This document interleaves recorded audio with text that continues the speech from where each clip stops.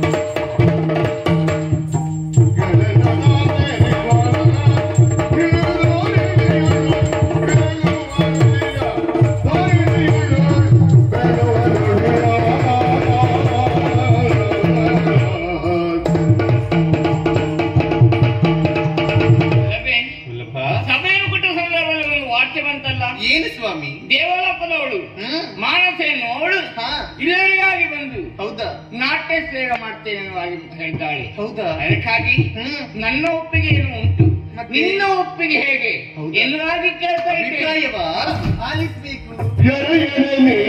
ಕೇಳು ಬೀಳುವ ನುಡಿಯ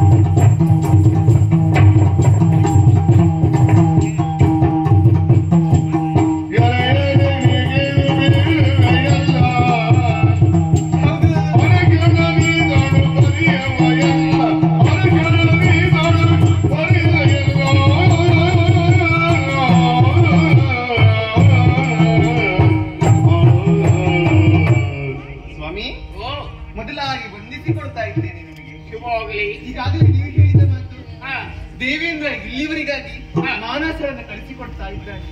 ಯಾಕೆ ಹೇಳಿದ್ರೆ ನರ್ತನ ಸೇವೆಯನ್ನು ಮಾಡ್ಲಿಕ್ಕೋಸ್ಕರವಾಗಿ ನಮ್ಮೆದುರುಗಡೆಯಲ್ಲಿ ನಮ್ಮ ಕ್ಷೇತ್ರದವರಿಗೆ ಯಾರಾದ್ರೂ ಬಂದ್ರು ಅಂತಾದ್ರೆ ಅವರಿಗೊಂದು ಅವಕಾಶ ಮಾಡಿಕೊಡುವುದು ನಮ್ಮ ಕರ್ತವ್ಯ ಅಲ್ವಾ?